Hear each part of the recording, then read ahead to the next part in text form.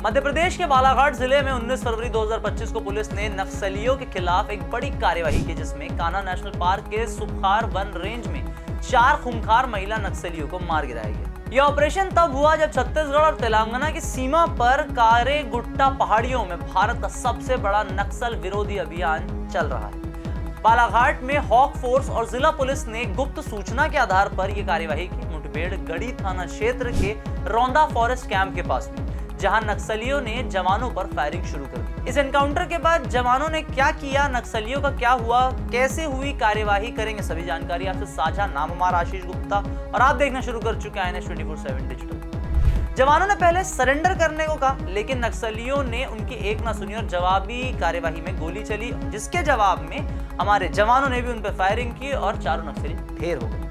इन नक्सलियों पर 62 लाख का कुल टोटल इनाम था। ये मध्य प्रदेश, छत्तीसगढ़ और महाराष्ट्र में कई वारदातों में शामिल रही थी। मारी गई नक्सलियों में आशा, शीला, रंजिता और लखे थी, जिनमें आशा कान्हा भोरमदेव एरिया कमेटी की कमांडर भी थी।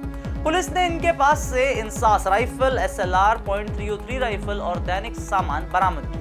मुख्यमंत्री मोहन यादव ने सफलता के लिए पुलिस को बधाई दी और कहा कि मध्य प्रदेश में नक्सलवाद के लिए कोई भी जगह नहीं है। ये कार्यवाही दिखाती है कि सुरक्षा बल नक्सलियों का खात्मा करने के लिए कितने सख्त हो चुके हैं। मुठभेड़ में मारी गई 4 महिला नक्सली छत्तीसगढ़ के सुकमा जिले की रहने वाली थी और मध्य प्रदेश, छत्तीसगढ़, महाराष्ट्र MMC जोन की भोरमदेव एरिया कमेटी से जुड़ी थी। आशा जो कमांडर थी पर 20 लाख का इनाम भी था, जबकि शीला, रंजीता और लखे पर 14 लाख के इनाम थे।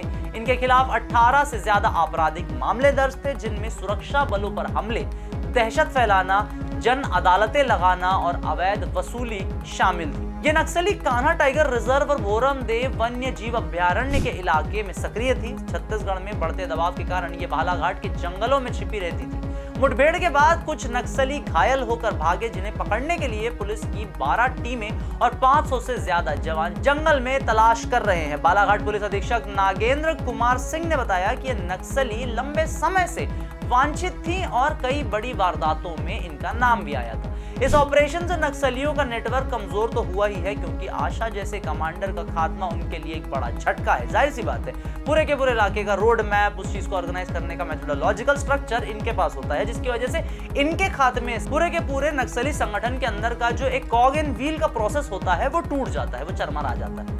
ये कार्रवाई मध्य प्रदेश पुलिस की रणनीति और हौसले को साफ साफ जाहिर करती है, जो नक्सलवाद को जड़ से उखाड़ने के लिए दिन रात जुटी हुई। मध्य प्रदेश पुलिस का यह ऑपरेशन नक्सलवाद के खिलाफ राज्य की सख्त नीति का हिस्सा है। बालाघाट जो छत्तीसगढ़ और महाराष्ट्र की सीमा से सटा हुआ है, नक्सलियों का गढ़ रहा है, लेकिन हॉक फोर्स और जिला पुलिस की लगातार कार्यवाहियों ने नक्सलियों को बैकफुट पर ढकेल दिया है। पिछले 2 महीनों में मध्य प्रदेश में नक्सल विरोधी अभियानों में रफ्तार देखी गई है, जिनमें कई नक्सली मारे भी गए हैं। 19 फरवरी की मुठभेड़ 29 साल में बालाघाट की सबसे बड़ी मुठभेड़ थी, जिसमें एक साथ 4 नक्सली ढेर हुए।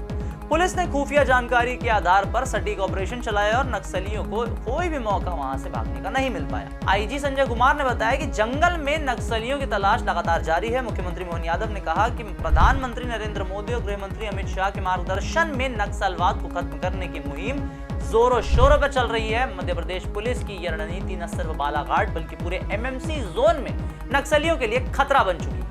इस ऑपरेशन ने भारतीय लोगों में सुरक्षा का भरोसा बढ़ा दिया है और नक्सलियों को साफ संदेश भी दिया है कि अब बचने का कोई रास्ता नहीं बचा। तो ये थे मध्य प्रदेश में चल रहे नक्सलियों पे अपडेटेड रिपोर्ट। नक्सली अभियान के खिलाफ जानकारी प्राप्त करने के लिए देखते रहना INS 24/7।